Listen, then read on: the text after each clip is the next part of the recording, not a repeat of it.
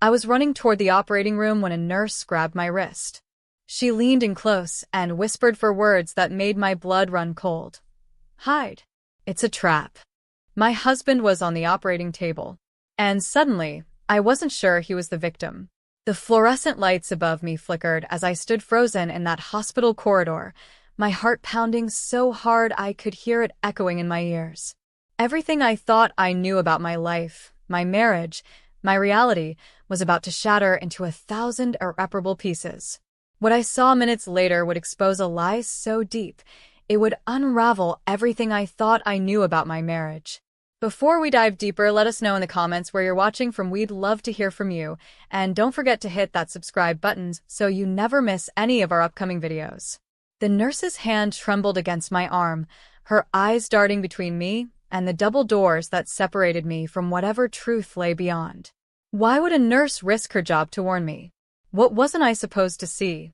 Was my husband really in danger, or was I? These questions spiraled through my mind as I stood there, paralyzed by indecision and fear. The woman before me wore standard hospital scrubs, but there was nothing standard about the terror etched across her face. She knew something dangerous enough to make her break every protocol, every rule that governed her profession. At that moment, I had two choices: run toward my husband or trust a stranger. The decision I made would determine whether I would discover the truth or become another victim of whatever nightmare was unfolding behind those sterile doors. To understand how I arrived at that impossible moment, you need to know about the marriage that preceded it. David and I had been together for 17 years. We met in our late 20s at a corporate networking event, one of those forgettable gatherings where everyone pretends to be interested in everyone else's work. But David was different. He had this magnetic quality, this way of making you feel like you were the only person in the room. Within 6 months, we were engaged. Within a year, we were married in a beautiful ceremony overlooking the Pacific Ocean. Nothing about our life looked dangerous from the outside. We lived in a respectable suburban neighborhood with tree-lined streets and neighbors who waved from their perfectly manicured lawns. David worked in financial consulting, a career that demanded long hours and frequent travel but provided us with a comfortable lifestyle. I taught high school English, finding meaning in shaping young minds and losing myself in literature during the summer months. On paper, we were the American dream incarnate. But looking back, the cracks were already there. I just chose not to see them. It started small, as these things always do. David would come home late, his explanation always reasonable, always delivered with that charming smile that had made me fall in love with him in the first place. Client dinners that ran long, emergency meetings that couldn't be rescheduled, projects that demanded his immediate attention, even at midnight. I didn't think they were red flags. I thought they were just marriage, the natural evolution of two people building separate professional lives while trying to maintain a shared personal one. The financial arguments began around year 12.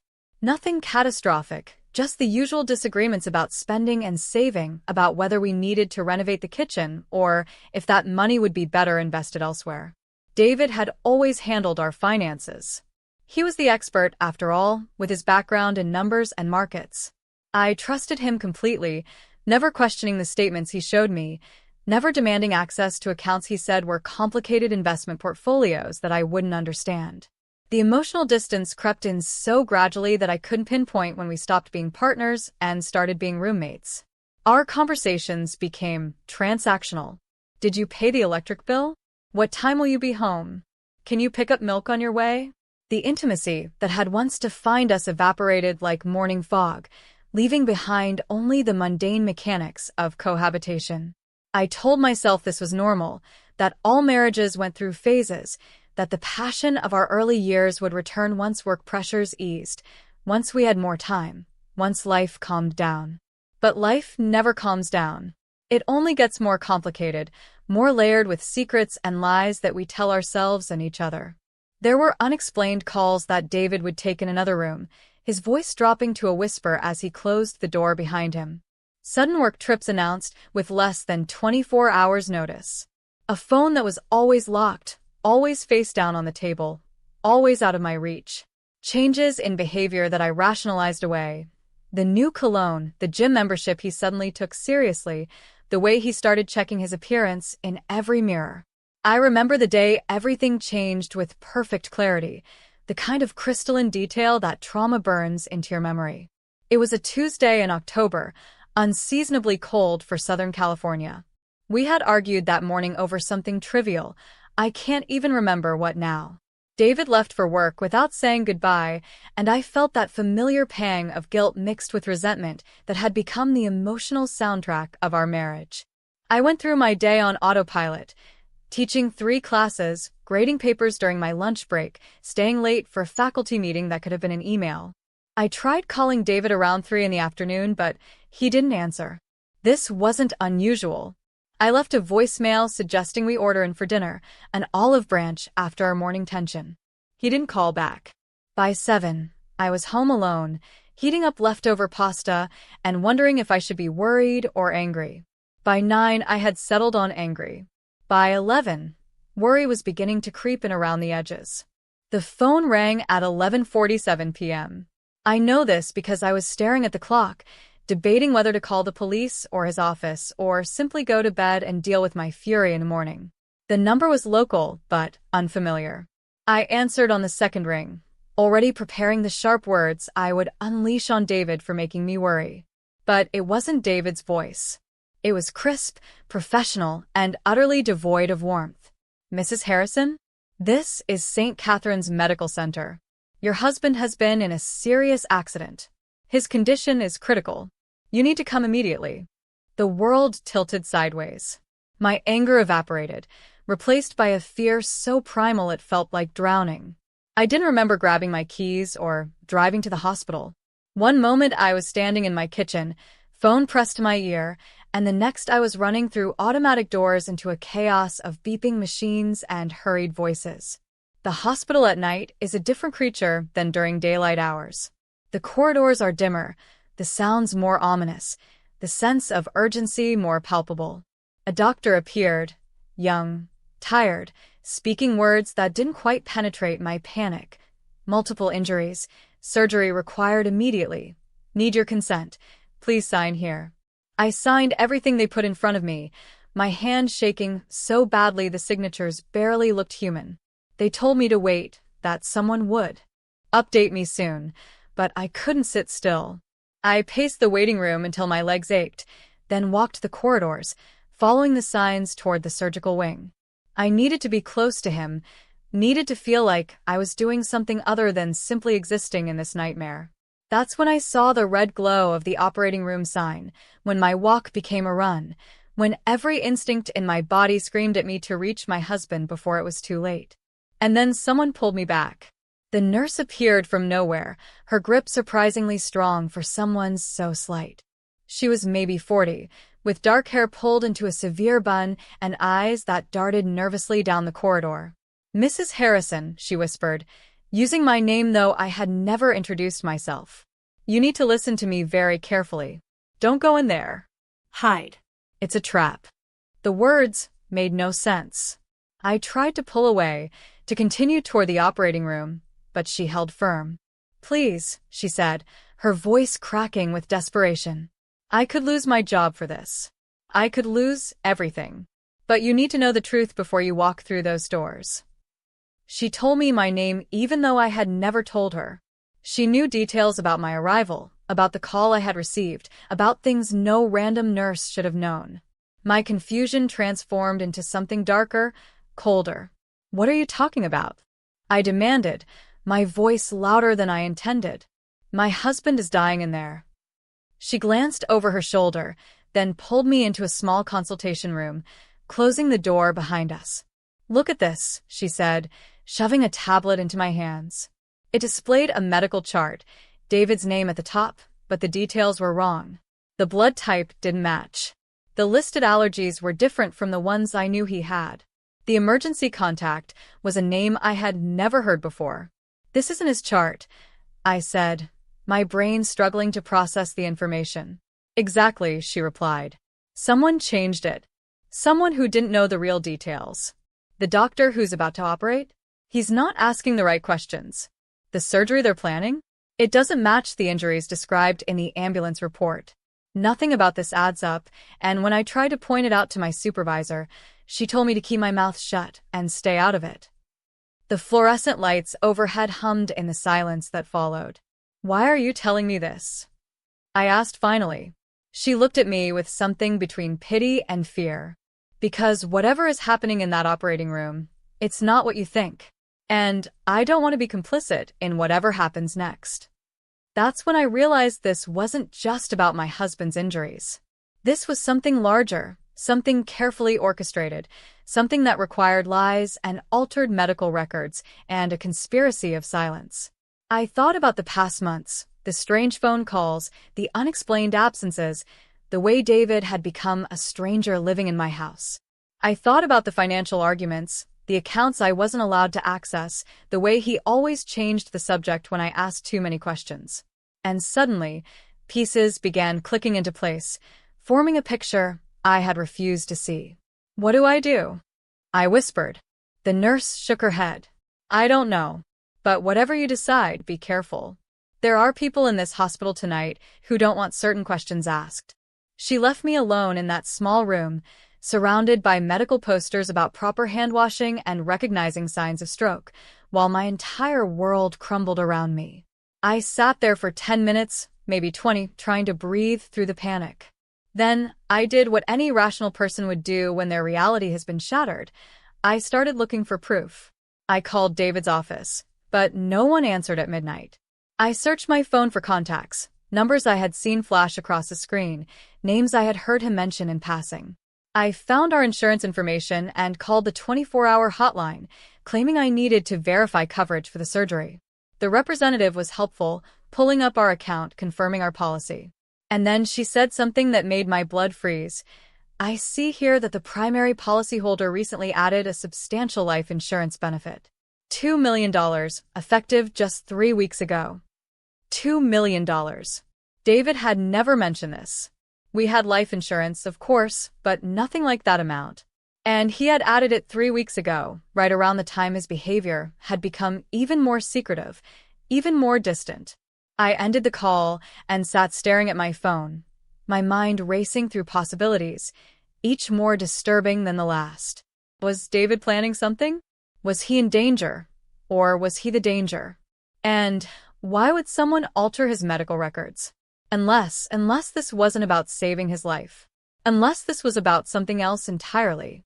I thought about staging an accident, about insurance fraud, about all the crime documentaries I had watched where desperate people did unthinkable things for money. But David wasn't desperate. We were financially comfortable, or so I thought. Unless that was another lie. Unless the stability I believed in was as fabricated as the medical chart I had just seen. I pulled up our bank accounts on my phone, accounts I rarely checked because David handled everything. Most were locked, requiring passwords I didn't have. But there was one old joint checking account we had opened when we first got married, one that still sent paper statements to the house. I logged in, expecting to see the usual balance of a few $1,000s. Instead, the account was nearly empty. $17.32. If you're still following this story, drop a comment and tell us what state you're watching from. Let's see who's really still here. I started searching through other accounts I could access, piecing together a financial picture that didn't match anything David had told me. Credit cards I didn't know existed, maxed out with charges from cities he had supposedly never visited. Loans taken out against our home, money borrowed, and spent on things I couldn't track. Our retirement savings, which David had assured me were growing steadily, had been depleted months ago. Everything he had told me about our financial security was a lie. We weren't comfortable. We were drowning in debt, and David had hidden it from me with the same care he had hidden everything else. The $2 million life insurance policy suddenly made terrible sense. If David died, I would receive enough money to pay off all the debts and still have plenty left over. If David died, all his problems would disappear, transferred to me along with a substantial payout. But the nurse had warned me not to go into the operating room. She had said it was a trap, which meant this wasn't about David dying. This was about something else.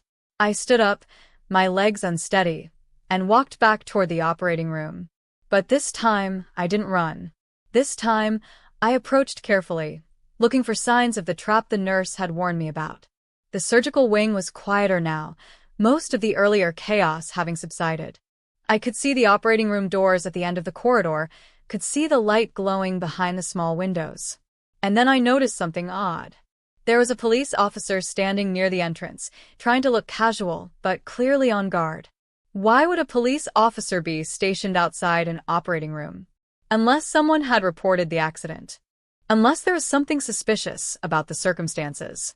Unless someone wanted to make sure David didn't have visitors before certain procedures were completed. I approached the officer slowly, rehearsing what I would say. "Excuse me," I began, my voice steadier than I felt. "I'm Mrs. Harrison. My husband is in surgery. Can you tell me what's happening?" The officer looked at me with surprise, then something that might have been sympathy. "Ma'am, I think you should speak with Detective Morrison. He's been waiting to talk to you." A detective. Not just a patrol officer responding to an accident, but a detective assigned to the case. Which meant this wasn't a simple accident. Which meant someone suspected foul play. The officer spoke into his radio, and within minutes, a man in his 50s appeared, wearing a rumpled suit and an expression of exhausted determination. "Mrs. Harrison," he said, extending his hand. "I'm Detective Morrison. I need to ask you some questions about your husband's accident." We sat in the same consultation room where the nurse had warned me, and Detective Morrison opened a notebook filled with cramped handwriting. "Can you tell me where you were this evening?" he asked. I recounted my day. School, faculty meeting, home alone, the phone call. He took notes, his expression neutral. "And when was the last time you spoke with your husband?" I told him about the morning argument, about my unanswered calls. "What did you argue about?" the detective asked. I struggled to remember, embarrassed by how trivial it now seemed. "I think it was about taking out the trash," I said finally. "Something stupid."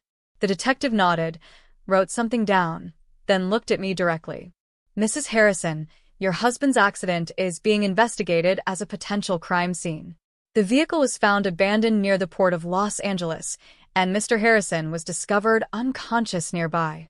There are several inconsistencies in the physical evidence that suggest this may not have been a simple accident." My confusion must have shown on my face because the detective continued, his voice gentler. "We found your husband's wallet and phone at the scene, but there was also a second phone, one that appears to have been used exclusively for encrypted communications. We found a briefcase containing $50,000 in cash, and we found documents that suggest your husband may have been involved in financial crimes." The words washed over me like cold water. Financial crimes. Encrypted phones. 50,000 in cash. This was David, my husband, the man I had shared a bed with for 17 years. And I knew none of this. "What kind of financial crimes?" I managed to ask. The detective hesitated, choosing his words carefully. "We're still investigating, but it appears Mr. Harrison may have been running an investment fraud scheme. Multiple victims have come forward claiming they invested substantial sums with your husband's firm, only to discover the investments never existed. We're talking millions of dollars, Mrs. Harrison. A Ponzi scheme." David had been running a Ponzi scheme, and I had no idea.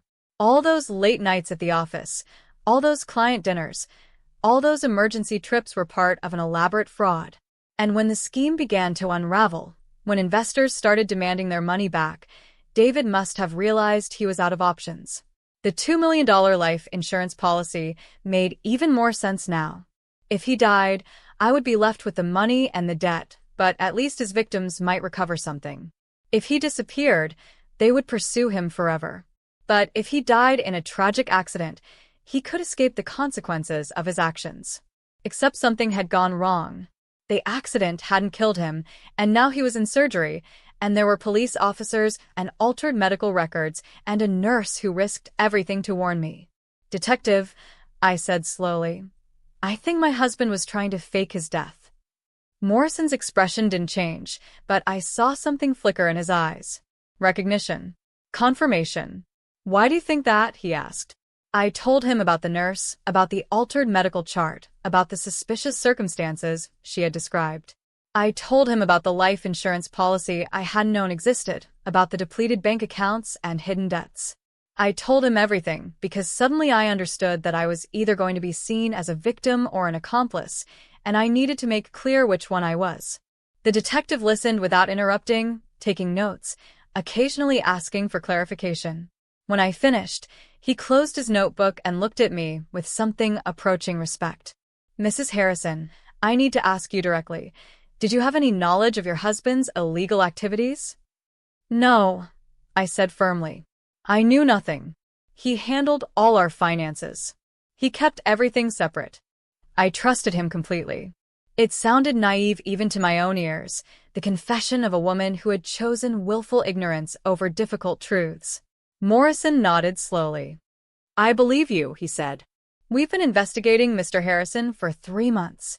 We have evidence that he was acting alone, that he went to great lengths to keep his activities secret even from those closest to him. You're not being charged with anything, Mrs. Harrison. But I need you to understand the situation you're in. Your husband has committed serious crimes. Multiple federal agencies are involved. His assets, including your home and joint accounts, will likely be seized to repay his victims. The life insurance policy will probably be contested once the fraud comes to light. You're looking at financial ruin and public scandal." The words should have devastated me, but instead I felt strangely calm. The truth, however terrible, was somehow better than the uncertainty I had been living with. "What happens now?" I asked. Morrison stood up, preparing to leave. "Now we wait to see if your husband survives the surgery. If he does, he'll be arrested as soon as he's stable enough to be moved. If he doesn't," he trailed off, the implication clear. I sat alone in that consultation room for a long time after the detective left, processing everything I had learned. My marriage was a lie. My financial security was a lie. The man I thought I knew was a stranger who had used me, deceived me, and very nearly destroyed me along with himself. And yet, beneath the shock and betrayal, I felt something unexpected. Relief. Relief that my instincts about the growing distance between us had been correct. Relief that the vague sense of wrongness I had been ignoring for months was validated. Relief that I hadn't been crazy or paranoid or oversensitive. I had been living with a criminal, and some part of me had known it even when I refused to acknowledge the truth. The nurse found me there, her face showing concern mixed with vindication. "You know now," she said simply. I nodded. "Thank you for warning me. How did you know?" She sat down across from me, lowering her voice even though we were alone. "I recognized your husband when they brought him in. My sister invested with his firm. She lost her retirement savings, everything she had spent 30 years building. When I saw his name on the chart, saw the irregularities, I knew something was wrong. I made some calls, spoke to people I probably shouldn't have. The pieces came together." "What was the trap?" I asked, suddenly needing to understand what I had been saved from. The nurse hesitated, then spoke quietly.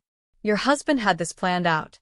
The altered medical records, the specific surgical procedures being proposed, all of it was designed to make his death look like it resulted from accident injuries. But there was supposed to be a witness, someone to confirm his identity, someone to sign off on the death certificate without asking too many questions. They were waiting for you. Once you confirmed it was your husband, once you said goodbye, the plan could proceed. If you had walked into that operating room, you would have become part of the cover-up, even if you didn't realize it. Your testimony would have supported the staged death." The realization hit me like a physical blow. David had been planning to use me one final time, to make me an unwitting accomplice in his escape.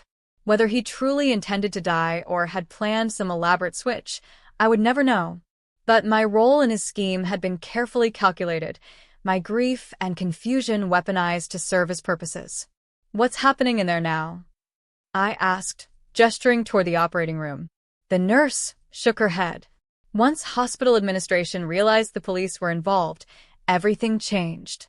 They brought in different surgeons, ones who wouldn't be part of whatever deal your husband had arranged. He's actually receiving legitimate medical care now, treatment for his real injuries. Whether he survives or not, the deception is over. We sat in silence for a moment, two women bound together by their proximity to David's destruction. Finally, I asked the question that had been haunting me since her initial warning. Why did you risk everything to tell me? You could have stayed silent, kept your job, avoided all of this.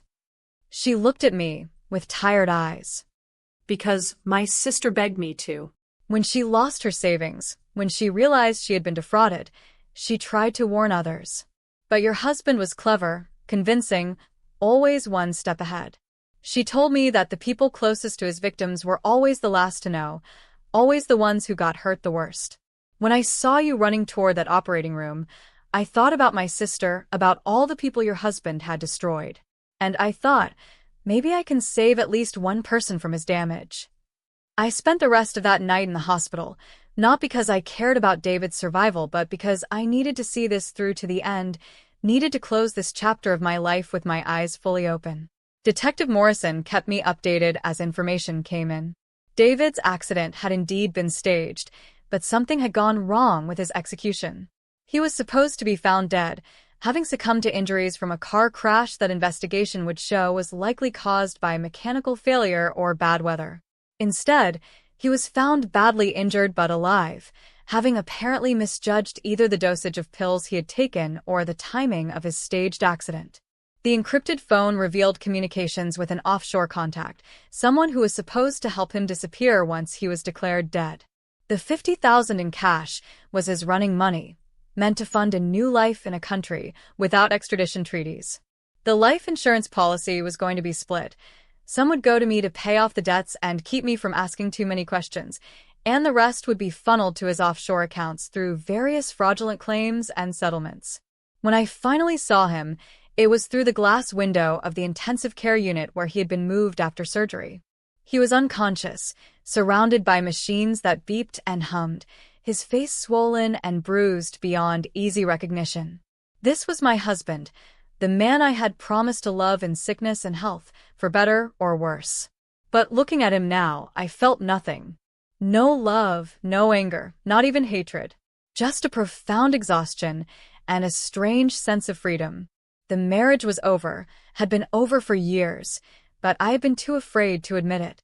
David had done me a terrible favor by exposing the truth so completely that I could no longer deny it. I could no longer pretend that our problems were normal marriage issues that could be fixed with communication and counseling. I could no longer deceive myself about who he was or what our life together had really meant. He had shown me the truth, even if he hadn't intended to, and now I could finally move forward. David survived, though the term survived feels inadequate for what happened next. He woke up 2 days later to find himself under arrest, facing multiple federal charges, his carefully constructed escape plan in ruins. The victims of his fraud, more than 30 families who had trusted him with their life savings, would eventually recover some of their losses through the seizure of his assets. But the damage went far beyond money. Retirements were delayed by decades. Children's college funds evaporated. Dreams of financial security crumbled into debt and bankruptcy. And I became the public face of his deception, the naive wife who somehow missed all the signs, whose stupidity or complicity made me either pitiable or culpable depending on who was telling the story. The media descended with predictable cruelty, dissecting my life, my choices, my marriage. How could I not have known? What did I choose to ignore? Was I really innocent, or was I just a skilled liar myself? I lost everything, just as Detective Morrison had predicted. The house was seized and sold at auction. The cars were repossessed. The joint accounts were frozen and then emptied to repay victims. I moved into a small apartment, surviving on my teacher's salary, which suddenly seemed impossibly small after years of living comfortably on David's stolen money. I attended the trial, not out of any lingering loyalty, but because I needed to hear the full extent of his crimes, needed to understand exactly who I had been married to. The evidence was overwhelming. Forged documents, falsified statements, an intricate web of lies that spanned years. David's defense was that he had been trying to right his mistakes, that the staged accident was a moment of panic, that he never meant for things to go so far. The jury didn't believe him. He was sentenced to 20 years in federal prison, with the possibility of parole after 12. I didn't attend the sentencing. By that point, I had heard enough, seen enough, mourned enough for a marriage that had never really existed. The nurse who had saved me, whose name I learned was Maria Gonzalez, lost her job. Hospital administration decided she had violated patient confidentiality and breached multiple protocols. She sued for wrongful termination, arguing that she had prevented a criminal conspiracy, but the case dragged on for months, with no clear resolution. Her sister, the woman who had lost her retirement savings to David's scheme, received a modest settlement from the asset seizure, enough to avoid poverty, but nowhere near enough to restore what she had lost. Maria and I stayed in touch, bound together by that terrible night, by the shared knowledge of what we had prevented even as we couldn't prevent the damage that had already been done. She told me once that she didn't regret her choice, that losing her job was worth it if she had saved even one person from David's destruction. But I could see the cost in her eyes, the weight of sacrificing her career for a principle that the institution she had served ultimately didn't value. In the years since that night, I have tried to rebuild a life from the wreckage. I still teach, finding solace in the constancy of literature and the honest complexity of adolescent struggles. I've learned to manage on my teacher's salary, to find satisfaction in a smaller apartment, a simpler life, a truth that isn't built on lies and stolen money. I've been to therapy, working through the trauma of betrayal, the self-blame that comes from not seeing what I perhaps should have seen, the complicated grief of mourning a relationship that was never what I thought it was. I've learned to trust again, slowly, cautiously, knowing that trust is both necessary and dangerous, that we make ourselves vulnerable every time we believe in another person's goodness. And I've learned to listen to that small voice inside that warns of danger, that notices inconsistencies, that refuses to accept easy explanations when the evidence points elsewhere. People often ask me if I saw the signs, if there were clues I missed or ignored. The honest answer is yes and no. I saw the distance growing between us, the secretive behavior, the financial stress. But I interpreted these signs through the lens of a normal marriage struggling through difficult years, not as evidence of criminal activity. I trusted David because trust was the foundation of our marriage, and questioning that foundation felt like giving up on us. I wanted to believe him because the alternative was unthinkable, because accepting the truth would have meant accepting that my entire adult life had been built on deception. So yes, I saw the signs. But seeing and understanding are two different things, and sometimes we protect ourselves from understanding until the truth becomes impossible to deny. That night in the hospital, when a brave nurse risked everything to whisper a warning, when I stood at the threshold of an operating room that was meant to complete my husband's elaborate deception, that was when understanding finally broke through my carefully maintained denial. We trust the people we love. We trust doctors. We trust systems. But sometimes the person who saves you is the one who breaks the rules, who sees what others miss, who cares enough to risk everything for a stranger. Maria Gonzalez was that person for me, and I will spend the rest of my life grateful for her courage and her sister's pain that led to my salvation. I think about that moment often, standing in the hospital corridor, feeling Maria's hand on my wrist, hearing those 4 words that changed everything. Hide. It's a trap. I think about how close I came to walking through those doors, to becoming the final piece in David's escape plan, to being used one last time by a man who had made a career of using people. And I think about the choice I made to trust a stranger over my husband, to believe in the possibility that my marriage was not what I thought it was, to accept a truth that shattered my world but ultimately set me free. Would you have trusted the nurse? Would you have recognized the signs earlier than I did? Was justice really served by David's imprisonment when so many victims will never fully recover what they lost? These questions have no simple answers, no clear moral resolutions. Life rarely offers the clean endings we see in movies, where good triumphs definitively and evil is punished proportionately. Instead, we navigate ambiguities, we survive betrayals, we rebuild from ruins, and we hope that next time we'll be wiser, stronger, better able to see the truth before it destroys us. I am not the woman I was before that night. I am harder, more skeptical, less willing to trust easy answers or comfortable lies. But I am also more honest, more authentic, more present in my own life. I know what I survived, what I escaped, and what that terrible night cost me and saved me from in equal measure. And when I lie awake at night, unable to sleep, my mind returning to that fluorescent corridor and those whispered words, I feel not regret but gratitude for the warning that came just in time, for the courage of a woman who saw evil and refused to be silent, for the chance to start over with eyes finally, painfully, completely open to the truth.